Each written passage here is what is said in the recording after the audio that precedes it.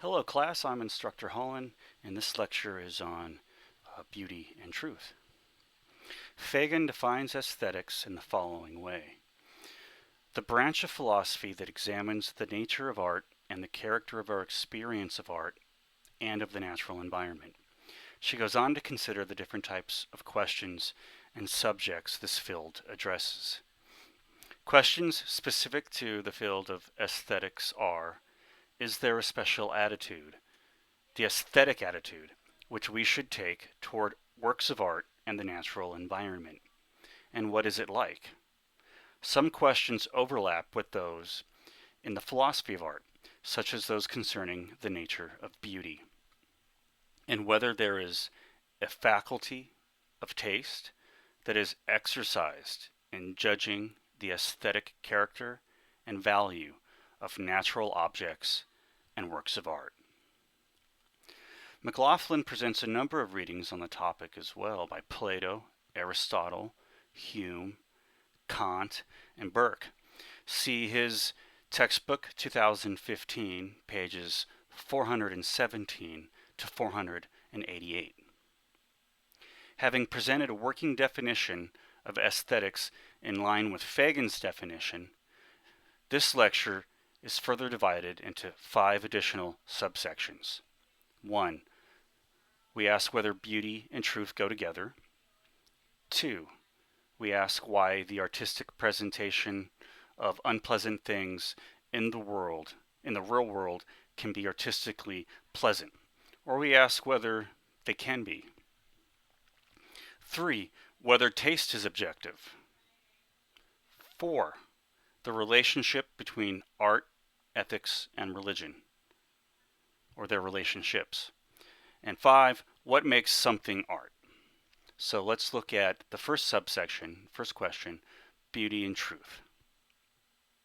In this section then of the lecture, we ask whether and how beauty and truth go together.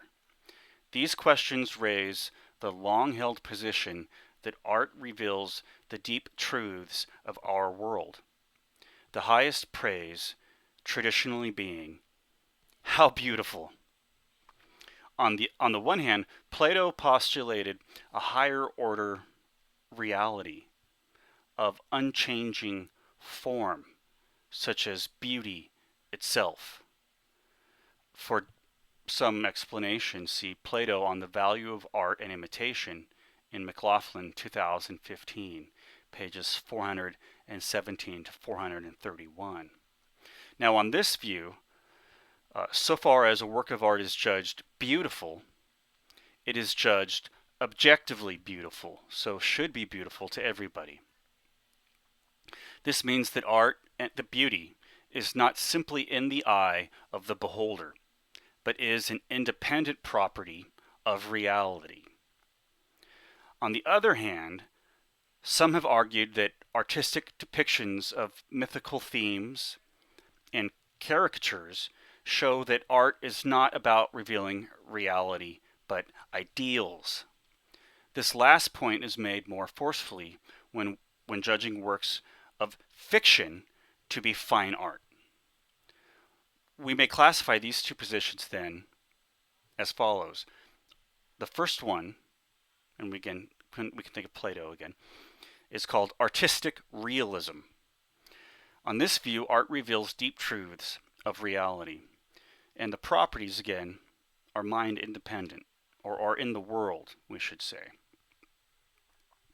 And then the second view, artistic non-realism. On this view, art reveals deep truths of ideas and not of reality per se. And now many debates in the field of aesthetics center around these two competing ways of understanding art and beauty, but we'll leave and move into the next subsection for the lecture at this point. So the next part looks at the question of whether we can and how we could enjoy works of art that may be unpleasant. Okay, and here think of the idea of enjoying tragedy. Since the work of Aristotle, philosophers are not so inclined to identify art with the beautiful or with beauty. Some works of high art depict gruesome and horrific subject matter. For example, the plays Oedipus Rex, in which a man unknowingly murders his father and marries his mother, and Medea, in which a mother murders her children. So there is an ostensive separation, or a separation we can directly demonstrate, between art and beauty. Marking this distinction, at least it's apparent. It's an apparent demonstration, we'll say that. Now, marking this distinction, philosophers address the question, why do people take great pleasure in such gruesome works? Is it the development of the plots and characters? Could it be the vicarious emotional releases these examples facilitate? Or do these examples merely lead us to act out our most base and vulgar behaviors? So we don't answer the question, but we leave this section with two positions, clearly. One that insists that the art must be the beautiful, and another that insists, well, maybe so, but it also seems to include the non-beautiful or the unpleasant as well. Now, both of those positions are consistent with artistic realism that we had mentioned. They'll just identify different properties in the world that ground the true statements that they make about art. Let's turn now then to the third section in the lecture, arguing about taste. This is the section, the question whether taste is objective. So in this section, then, we inquire into the difference between objective and non-objective art. While both Plato and Aristotle agreed that art was objectively beautiful, Aristotle, again, thinking, and more than that, that it expresses nonetheless beauty, whether anyone agrees that it does or not, or that these properties are real in the world, whether we agree that they're there or not, they're there. Some today have rejected this position and argue that beauty is subjective. This position is best summarized by the saying, beauty is in the eye of the beholder. This position actually has an ancient precursor in ancient Greece, but with particular application to the discussion of art and aesthetics. We look at more modern disputants, or modern advocates of the position. For example, David Hume contended that everyone must judge art for him herself. Okay. The reason we'll begin there is because most people were convinced by Plato and Aristotle for so long. And it's become more of a respectable position now, though. Okay. So Hume's position was opposed by Kant. So, well, for Hume's position, see On Opinion and Taste in the McLaughlin text, 2015, pages 438 to 448. And again, he's thinking art, everyone judges art for themselves, him or herself, so it's a radical subjectivity there, right? Now, his position is opposed by Kant, who argues that there are inherent structures of the mind that provide the basic principles of knowledge, including the possibility of appreciating beauty. For this, see Kant on Aesthetic Taste in McLaughlin, 2015, pages 449 to 464. In modern times, the non-objectivist position has been most forcefully defended by Andy Warhol. So this leads us to a distinction then that we qualify at the end of this section of the lecture. Objective art versus non-objective art. So for objective art, the definition is art that expresses or reveals objective features of the world and or ideas such as of beauty. For example, things like beauty. Non-objective art can be defined as art that does not express objective features of the world, but only subjective elements unique to the individual. So we'll look at the next, the third section on, um, I'm sorry, the fourth section on art, ethics, and religion, the relationship between art, ethics, and religion. Now, and so here we pick up with the idea that art may convey deep truths of reality and connect this with the idea that ethics and religion may also express similar or identical deep truths. Some have argued that art teaches moral principles about what is good and how to be good. Sappho, Confucius, Schiller, Schopenhauer, etc. Others have rejected this claim and argue that aesthetic values should replace ethical ones. This was Nietzsche's position. The questions are only meant to stimulate thought on the subject of beauty and objective truth. In modern times, some philosophers and theologians explicitly connect discussion of religion with ethics, with aesthetics. For example, see David Bentley Hart's book, The Beauty of the Infinite, The Aesthetics of Christian Truth. So the two positions there then connect, if you notice, connect with the position on whether art is objective or non-objective. And for some who think that art may be non-objective, they suggest replacing statements of ethics, say religious statements particularly, with aesthetic statements. And this was Nietzsche's view again, but in so doing, this radically relativizes or subjectivizes ethics and aesthetics. And this seems to be a price to pay for that non-objective art position.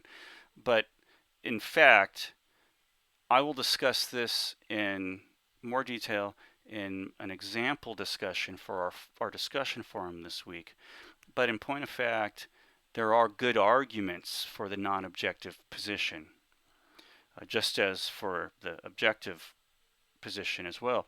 But there's better arguments for it than you might think initially. So I'll leave this section on the discussion of art, ethics, and religion with a pointer toward the discussion on objective versus non-objective art for this week. So let's look then at the last section for the lecture. Why is it art? The why is it question, or what is it question? This section of the lecture raises the question why any particular example is classified a piece of art. In light of modern photography, etc., things like that, the ability to reproduce an image has called into question the classical understanding of art as expressing objective features or qualities. Here the idea is that we can produce an image of many of the world's finest examples of art, paintings and statues. But they would just reproduce images. These pictures are not themselves works of art, yet they reproduce the same image. So this suggests then that anything can be art. If we can reproduce works of art, then those reproductions can be art, since they present the same image. So if anything then can be art, then it seems like nothing really is. Nothing in the world makes it art, or the properties or qualities that we had thought existed for objective art do not in fact exist. From our considerations, a number of alternative definitions of art emerge. The first definition is the functional definition then. This view says art is defined as the function of something to imitate features of reality. So long as what we produce imitates some feature of reality, then we can call it art under the definition of a functional definition, or we can understand it as a functional type of art. The second definition is the beauty definition. Art is defined as expressing the beautiful. Again, think of Plato. We saw some worries with this raised regarding how works of art that might present unpleasant ugly images. A work of art with the ugly duckling could be produced very well, even though the ugly duckling is, in fact, not beautiful. The third definition is the procedural definition. Art is defined by whether certain procedures have been followed in producing any given piece of art. So we ask how it was made, whether it was exhibited in a gallery, etc., etc. All right, and the fourth position is the majority view definition, which is, this definition says art is defined by that which is accepted as art by the majority of people in the field. So art is what the majority of art experts say is art. Okay, so you just accept whatever they say. Now, some worries with that definition obviously rise because majority opinions change over time, or majority views. I won't say opinions, but majority views do change over time. And some concerns with the procedural definition range over a number of issues. One thing being that there are any number of procedures that might qualify something as art, and who's to identify the precise procedures? They might vary from one culture to the next. So the definition could exclude works of art and include things that we don't want to include in the definition of art and art classification. So a number of issues arise for each of these positions, and I won't go into detail on all of them in the lecture, but review the literature that I've assigned for this week. So each of these views face problems, but there still seems to be things that we want and do not want to classify as art, so we will continue to talk about it assuredly, right? So the problem is to provide a definition that captures our pre-philosophical intuition, that drive to want to still classify things as art. And that's really the challenge in modern aesthetics today. So in addition to the assigned reading, I've included some multimedia that covers some of the concepts and theories, and I recommend that you take advantage of the source material and look at it when you can and enjoy the reading. If you have any questions about anything that we covered today in the field of aesthetics, send me an email or come in on office hours or chime in discussion in the discussion forum, and I'm happy to answer any questions or may provide any guidance on the subject. Okay, thank you for joining me today, and I'll see you next time. Bye-bye.